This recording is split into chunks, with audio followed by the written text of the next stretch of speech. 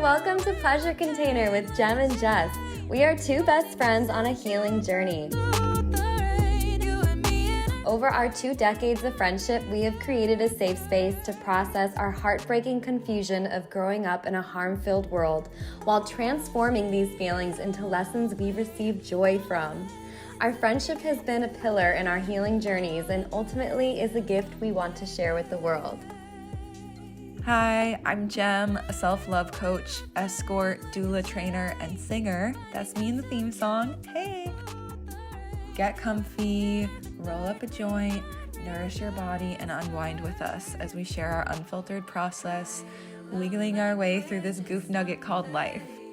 Remember, shame is a tool of the oppressor, community heals, and pleasure shows the way.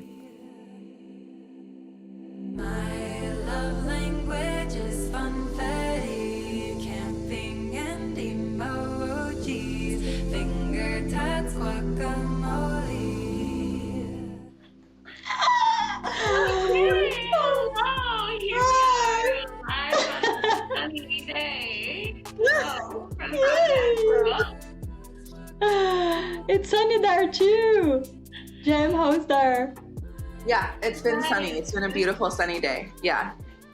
This Beautiful. is Tati. For everyone watching, this is Jem's dear friend. And my friend also, but who I'm just seeing for the first time right now. And we're so honored to have her on the show. And she's going to talk to us about love languages and love. Yeah, Tati, do you actually want to introduce yourself with like your full name, and if you want to share any like places people can follow you or anything about your work, because you're a divine, amazing, gorgeous being that we want to like really honor. Thank you so much. I'm so happy to be here. I really love to watch you, listen and watch you, this podcast. I love it. So I'm honored to be here. So my name is Tatiane Santana Pereira, and how to introduce myself? I has 1 year that I became a mother. I am a psychologist. I'm a doula. I don't know how I am a doula right now. I'm feeling that I am in the middle of a big, huge transformation that I don't understand exactly how it is. So I don't know. I don't feel like introducing myself a lot right now. But Yes. I honor that so much. Yeah, we shouldn't have to crystallize things that aren't crystallized. Like, that's so violent and unnecessary. People will get to touch you and contact your energy through hearing your voice, and they'll feel your essence, and that is you. That's all we are every day. Tachi is Tachi. You. Yeah, and if anybody wants to, to check me on Instagram, I mostly write in Portuguese. I'm Brazilian. I'm living in Brazil right now. I was for 7 years in Berlin. That's where I met Jem, this beautiful being that I'm so happy to have in my life. Jem also participated in my birth, my daughter's birth, as a beautiful friend. And yeah, so my Instagram is Kaliandra with K. Maybe you can write, I don't know. It's Kaliandra with K dot Tachi, T-A-T-I. We'll link it. Yeah, so we wanted to talk something about love languages, which is such a broad and like stimulating and exciting and challenging topic. And I'm curious, what is the lens or what is the story through which you enter this topic today? And yeah, what did you have on your heart?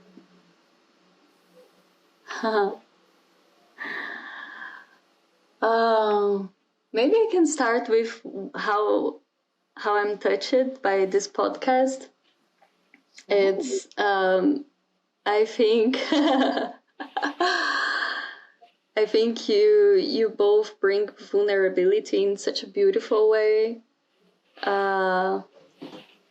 Being 7 years a migrant in a place where my roots weren't there, and I needed to build everything new. I was missing so much having, like this very, very long time friends that know all my versions and that we have passed through so many things and we have grown together. And we talked in a way that everything flows and there's a lot of vulnerability because we know that there is unconditional love. And when there is unconditional love, everything just flows, and language is so fluid, it's so beautiful. And I can see that when I watch you both talking, and this is so beautiful, so pure, and it felt like I don't know, I just want to talk with them. I just want to be like in this fluid conversation. I was thinking a lot about how it is hard for me to speak in English. Jem knows a lot about that. Like it was super hard for me to be in a place where I couldn't speak my own language. And I'm feeling so comfortable right now because, it's unconditional love that it's happening. And I love language. Love language needs to have that kind of vulnerability. It needs. And so, yeah, I was just thinking about that, like how important it is for communication to be vulnerable when you can. Yeah,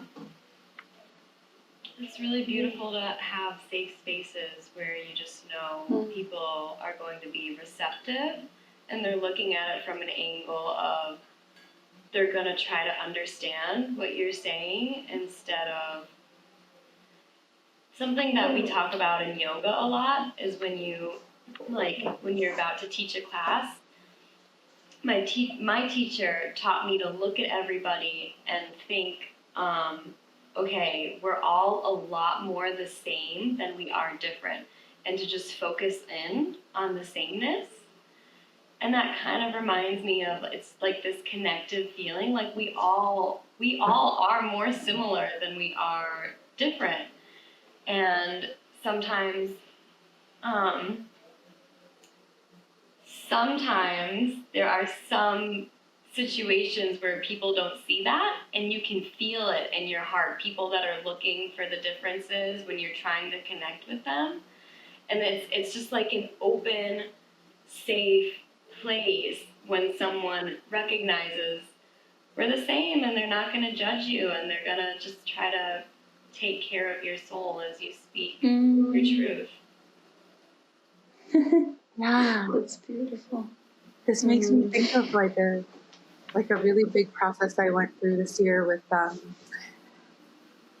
with queerness and with the language of queerness, which is some verbal and some nonverbal. And I kind of I had felt for so long so at home in queerness that when I noticed queer language in other people, and sometimes it would be the language of a haircut, or it would be the language of a color journey, or it would be the language of a pace of walking, or, like a wobble here and there that you just like feel and notice that are so beautiful. And it became this thing that I stopped. I left the phase of just recognizing it, and I entered the phase of like seeking it out, or almost like, I don't know, maybe mining my existence for it a little bit. And it became harder and harder for me. And I didn't notice this because it was completely unconscious. It became harder and harder for me to meet new people who were not giving me queer signs and who weren't familiar and touching queer culture. I was starting to see them as people that I couldn't relate to. And it was Julia who, like, my other Brazilian friend, who like pointed this out to me when we had a kind of cataclysmic argument. And it was like a very painful transition, but I felt myself kind of crack open into this understanding of how hardened I had become, and that queerness was never something that I ever wanted to harden me. And I didn't think, like, I don't know if maybe my ego thought I was above that happening to me. Like, no, but I love everyone, and this is my love language. And it's like, I thought that it was a love language, but it had that hate to it that was really the hate that I had received, or the hate I had internalized towards myself, that I was then reflecting onto the people who I kind of imagined perpetrated that on me. And so I was on edge, feeling attacked by people who hadn't even attacked me. And like, the best thing was meeting Jessi, your young cousin, who like is in, I don't know, college age. Like, how old are you? She's maybe 20, Mandy. 20. So she said something along the lines of like, I just want to spend all my life around queer people. Like, I'm just not interested in being around straight people. And when I heard it from her as a 20-year-old, I got to have this queer elder moment where I was like, I hear you, and I've been there, and I want to just add to that while I understand how stimulating and exciting it is to be around queers, I just want to like say, as somebody who's been through it, like, don't harden yourself. And I really saw her understand me. Like, she really took it into her soul and body, what I said, and was like, oh yeah, that's a really good point. And I was so excited that we got the chance to reorient together in that way. That's so precious. I don't even remember that. It was quiet exchange just between the two of us. Oh. Wow. It's a beautiful story, and there is something about what you said that in the end, that you really felt that, you know, they got it, and that she got it. And I'm always wondering about that. As a psychotherapist, and I always, in my practice, I like to use hypnosis a lot as a technique. And I have been studying and also like very interested in how we can really access through language a place that it's really hard to explain what it is. For me, it's a spiritual language also, because you can access something that it's in the source. I don't know, it needs to be the truth in you. You need to be speaking, you know, the truth, the real, honest truth for you. And somehow, sometimes when the person is open, I don't know what is needed, but it just, you feel that you touched something. It's so beautiful when that happens. I'm wondering, like, how we can make it more and more fine. And I think a lot about rituals in that sense too. It just occurred to me like an image. I don't know if it makes sense for you, but, you know, for people to look at virus or bacteria, you need a microscope. You need something to make it, that experience appear somehow. You know, that experience won't appear to your eyes if you don't have, although it exists, if you don't have something like an apparatus or like a machine that will make you see that. Mm-hmm. And I keep wondering, like, how we can manifest somehow this connection, this kind of connection, this fine, beautiful, strong connection that touches heart to heart. You know, what is needed for that. Jessi talks about this so often, about the fineness, the micro gradients between truth and something that feels actively truthful and not truth. Like, Jessi, what would a microscope be in this metaphor? So this made me think of this exercise. Why is that word jumping me in right now? Where you sit with the person and you just stare into their eyes for a while. You don't really speak unless you feel called to, but you just stare and you witness and feel and absorb what they're feeling. And I feel like if we were to find a tool for looking for this connection, like this really deep connection of understanding, I think there's a lot of ways to access it, but I think for like really deep, penetrating through everything that's different and looking for the sameness, there's a quality of like stillness and silence that can help access it.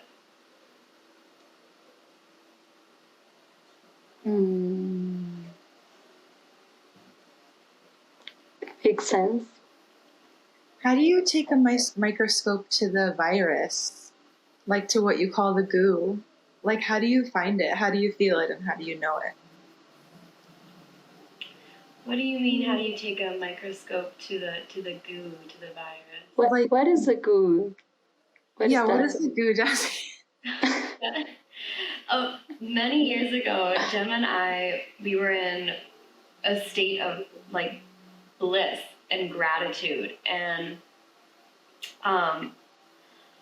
big transformations happening. And we realized that everything in life is, well, we're looking at, and a lot of people say life has two primary emotions, fear-based emotions and love-based emotions.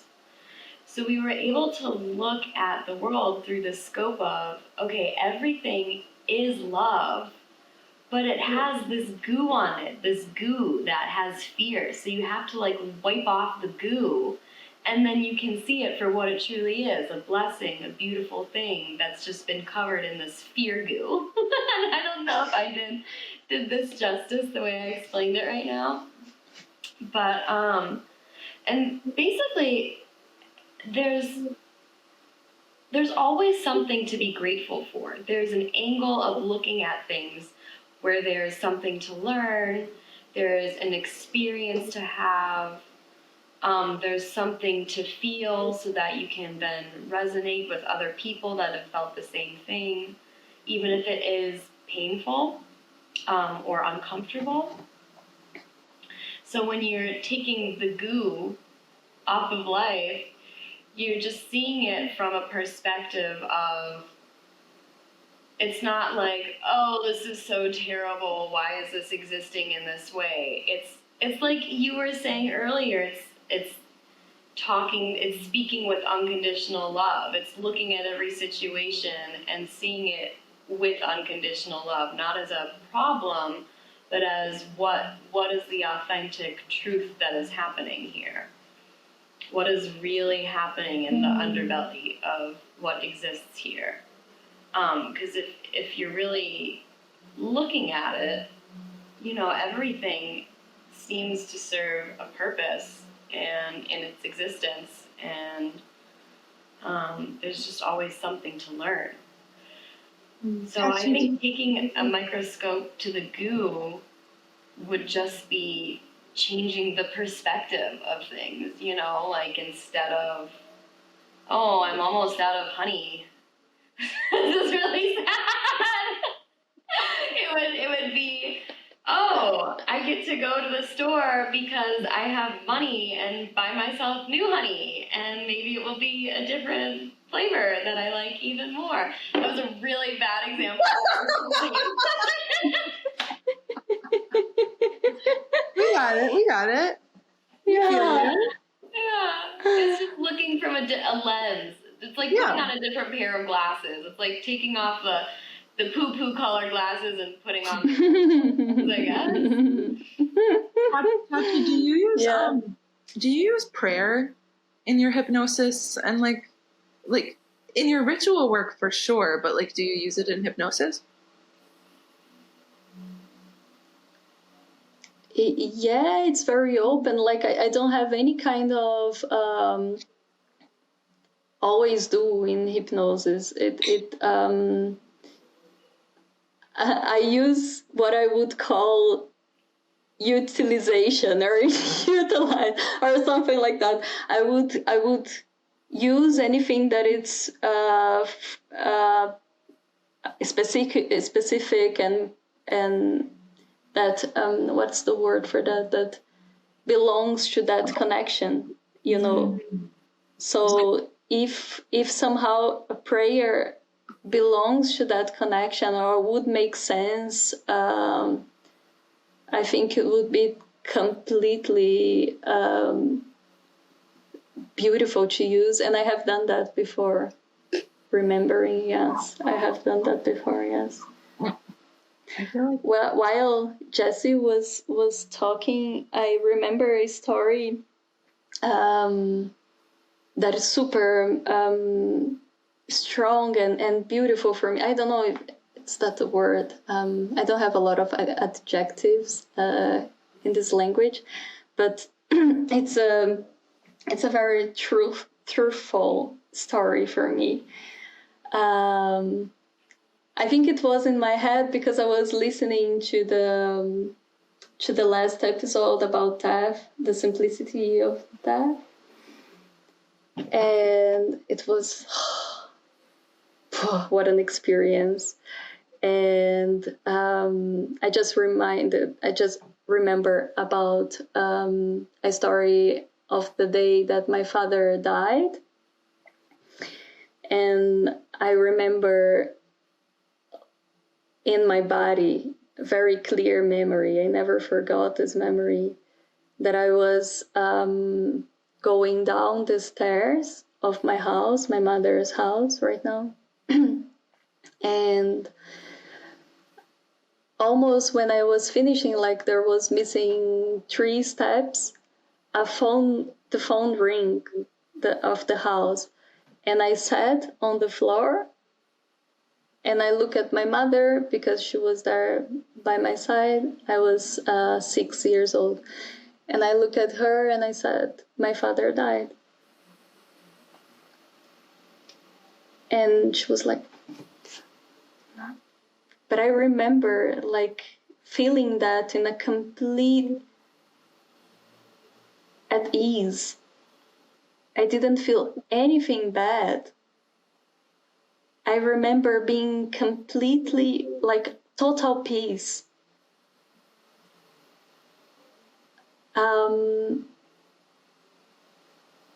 It wasn't any kind of ecstatic feeling, love or anything. It was just like that. It was just reality that came through me. And the phone call was about that. My father had suffered like violence, and he was on his way to the hospital, and at the very end he died, but somehow I already knew. And I was just I was listening to you and thinking how everything, when it's in the raw true, somehow like without having a lot of goo or without having a lot of ego stuff or traumas or wounds or things like that, when it's just the truth, I think it lives more in the unconditional love than in the pain or in the fear. It's just what it is, you know. And I think every kind of situation has that into the experience or the situation, you know. There's a core thing that is just the reality, the truth.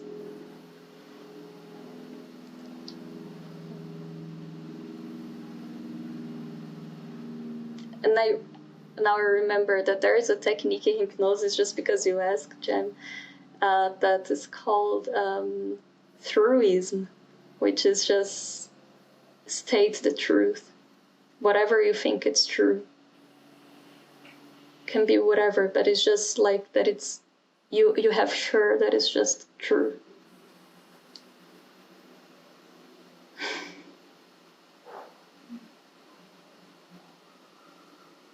Thank you so much for sharing that. Thank you so much for sharing that. Thank you for listening.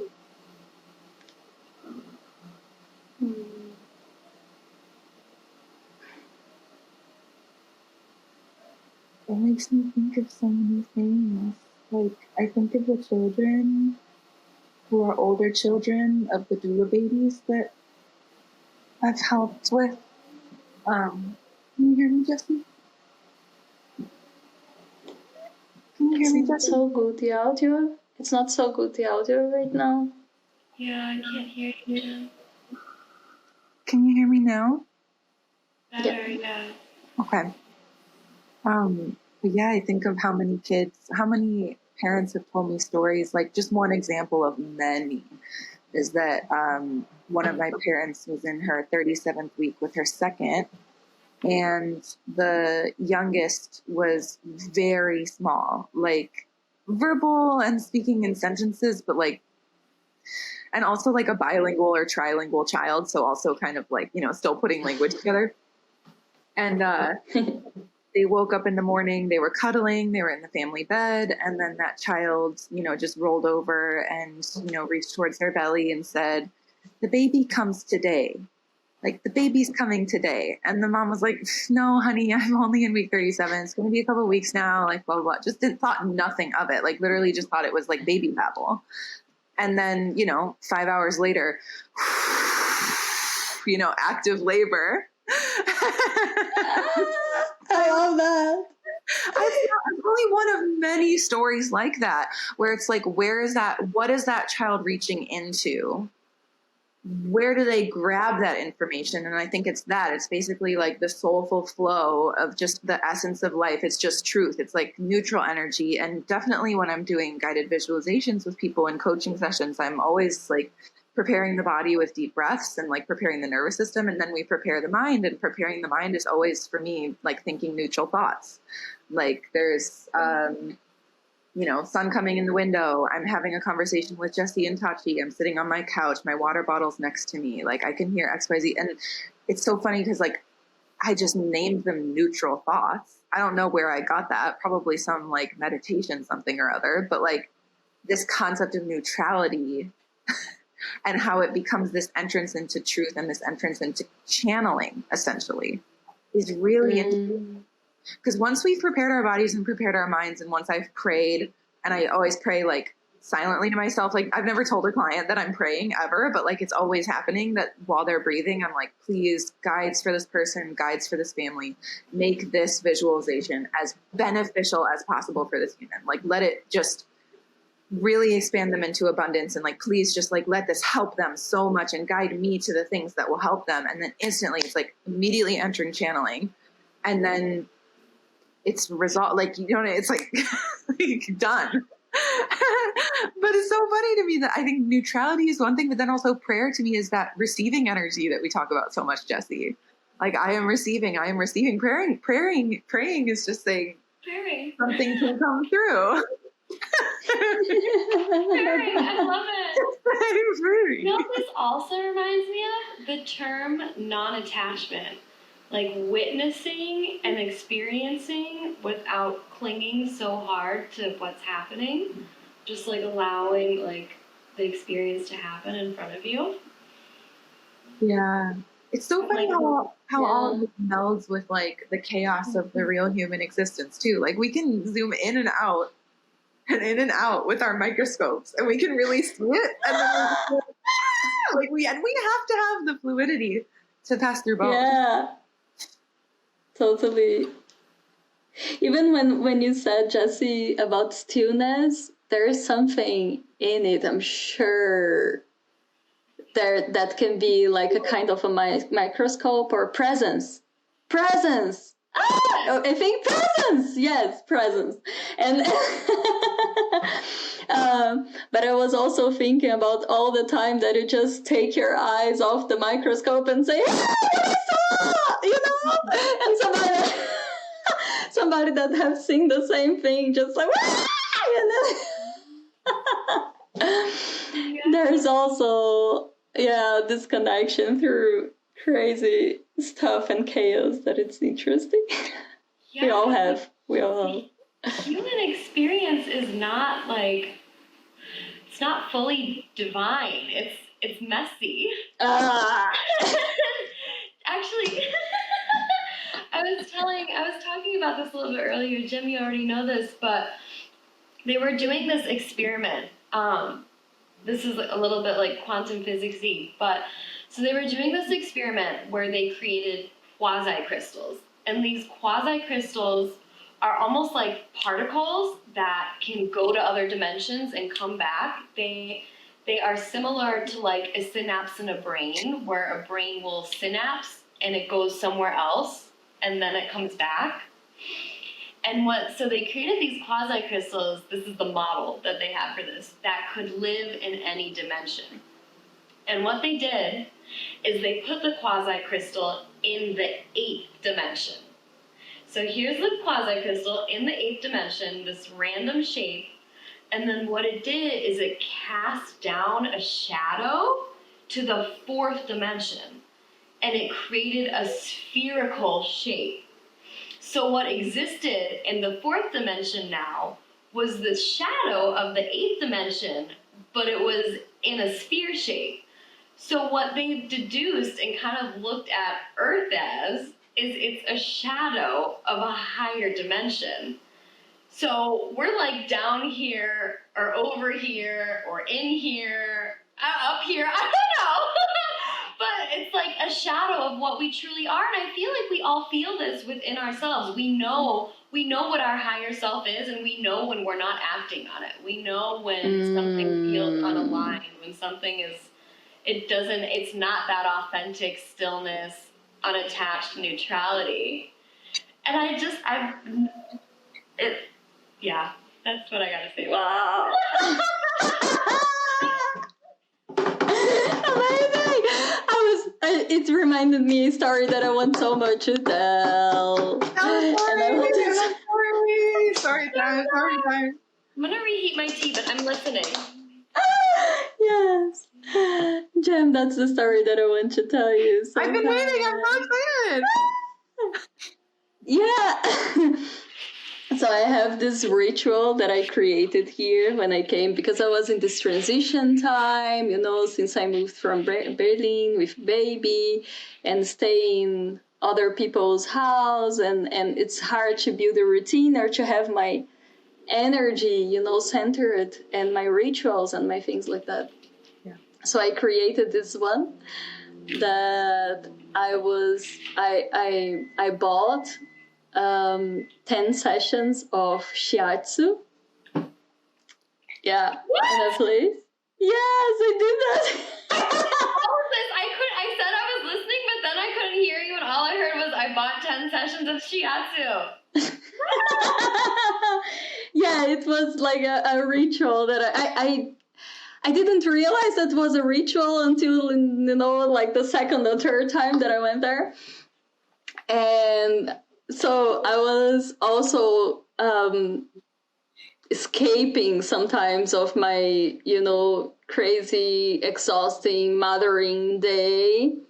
I was also aware that I was, receiving and taking care of myself. And I also was going out home, and that's when I was vaporizing also a cannabis, a beautiful one that I planted.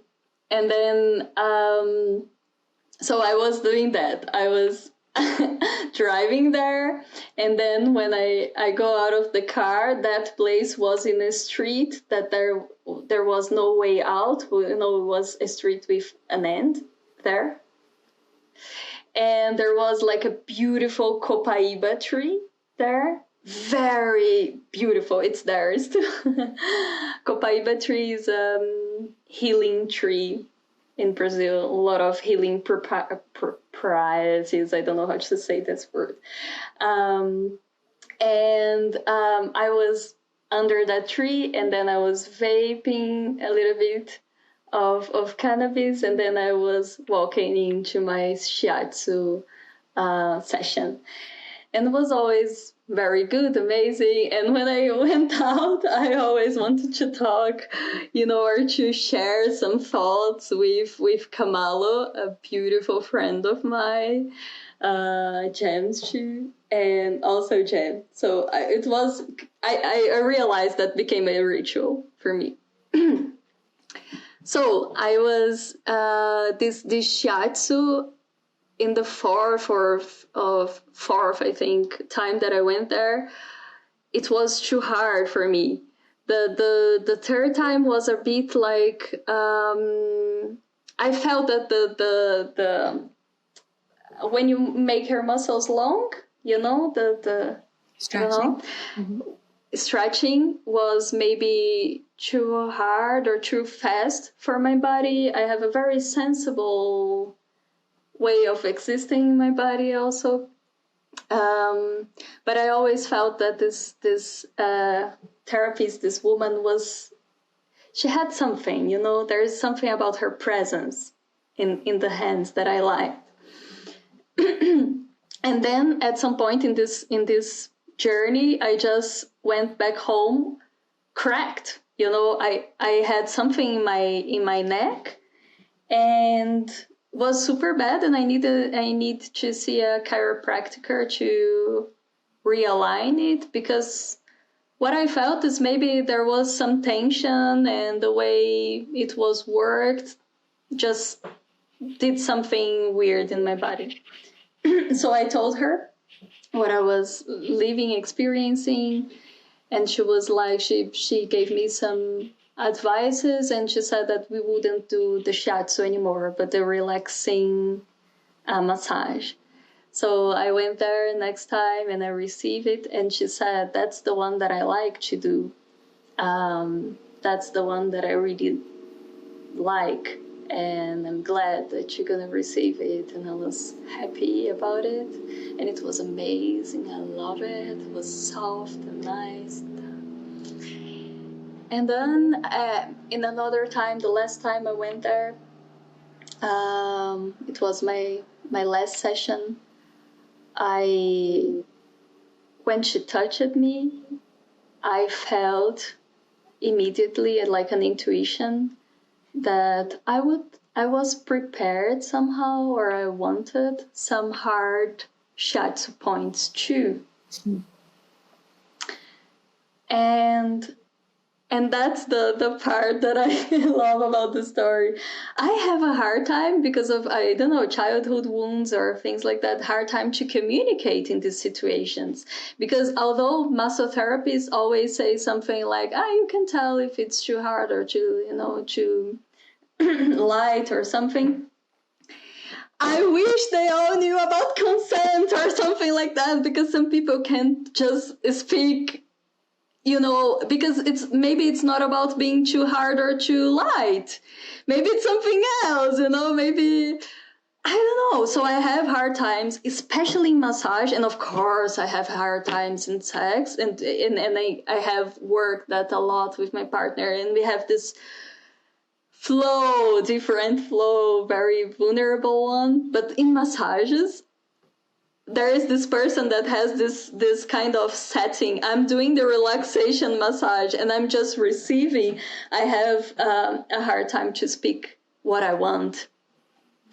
And she was touching me in a very light way, but I was feeling all the time. And I was like, there was a voice inside of me, you need something stronger today. You need like, that little stretch that maybe will be a little bit painful in the end, you want that. I want that. I'm feeling prepared for that at this moment. Like, I want that. But I was like, I don't know. And when you start to wait, maybe she will end that movement, and then I can say in the end of it, so she can not think that it was because of that movement that was bad. It wasn't bad. I was liking it, So I started to overthinking a bit, and then I felt like jumping in the waterfall, that you just do it, because otherwise you won't do it if you overthink a lot. Yeah. So I said, Leticia, I had an intuition, and I would love to receive some touches, some points, or something like that of shiatsu. And she was like, okay. I was, okay, you can follow your intuition too. She was, okay.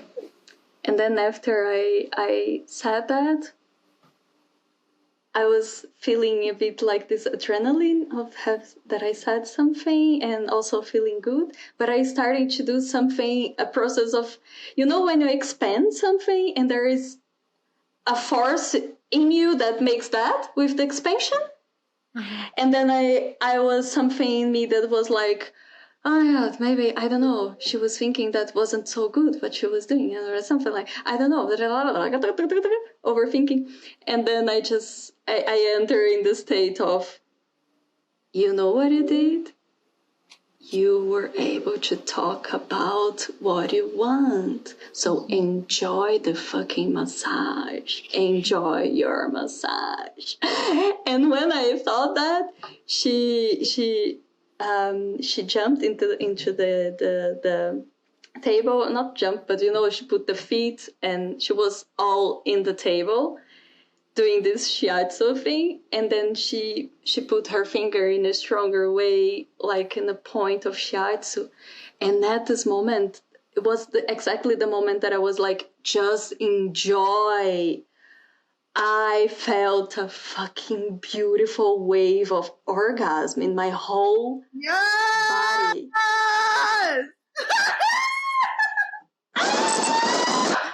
I never experienced something like that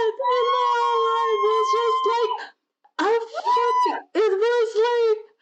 I felt my whole body with electric energy in a very strong way. And I was like, what the fuck? I was celebrating. I was just celebrating so much what I did for myself. And I wanted to share that with you, Jem, of course, of course.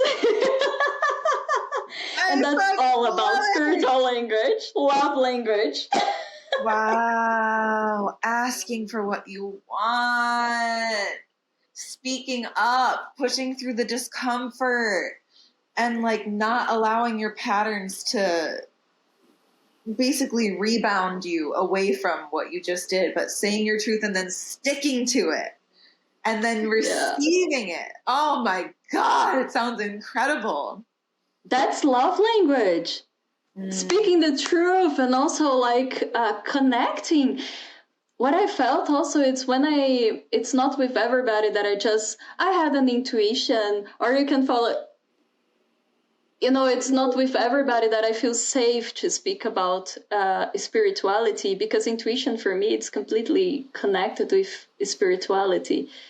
And it's so, I called her for presence. You're not doing a sequence of movements in the relaxing massage or something. Just improvise or something. And I felt just so good receiving what I needed. It was so, I don't know, I felt transformed. It was this it was the last ritual, it was so like a...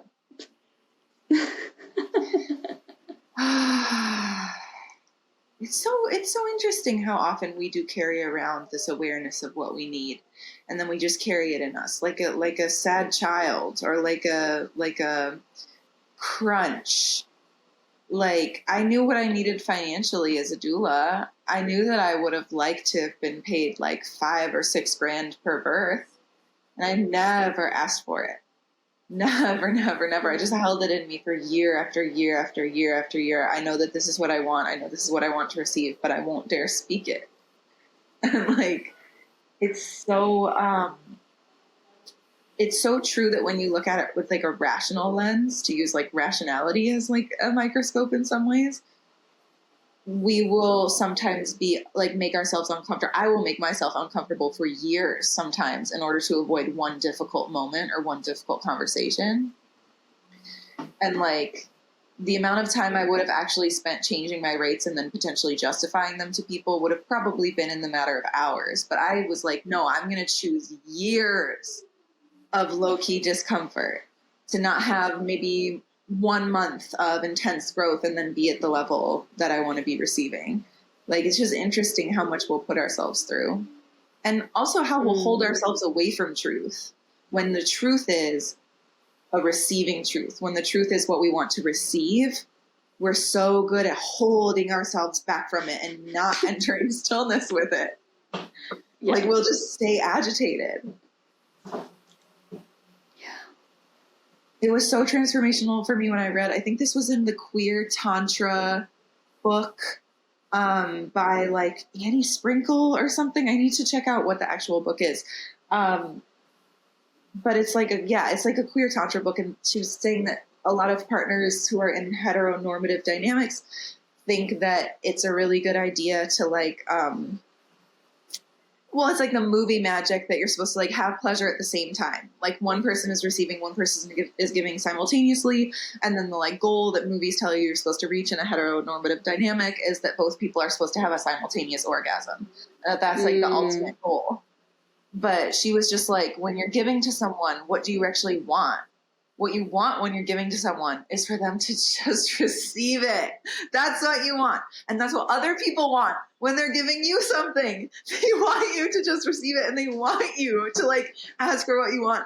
And we're like denying them what they want. We're denying ourselves what we want. And yeah, it was such a helpful reframe for me in my own sexual practice to be like, okay, what if I just spend a year or two? And I did, experimenting with mostly one person's giving, one person's receiving. Not that you can't respond and engage and like dance, but that like, why don't you not try to give me an orgasm at the same time that we're working towards yours together? Ironically, I would say in this time, I had the most simultaneous orgasms with my people I was partnered with than at any other time, actually. And I need to say here, thank you so much, because you are my pleasure coach at this moment. And of course, there is like a lot from you in that. Not only from the coach, but also your presence in my life. Yeah. I love it. I celebrate it and I receive it. Yeah. That also came from me asking for what I want. Because you were coming to me with like, these are some things that inspire me about the like things that you're talking about in your coaching, whatever. And I was like, okay, I can trust this person enough that I was like, I would like to offer you coaching sessions and I would like to be paid some money for it. And you were like, okay. And it's been so great. Like, it's been so great. I feel that we've both really benefited from having that container. And that was super awkward to like express. That's so true. Yeah, it has been amazing, actually. I love it. I love it. Celebrate that. Anybody who's listening to the podcast, you can book pleasure coaching with me as well. Go to my website. I recommend it.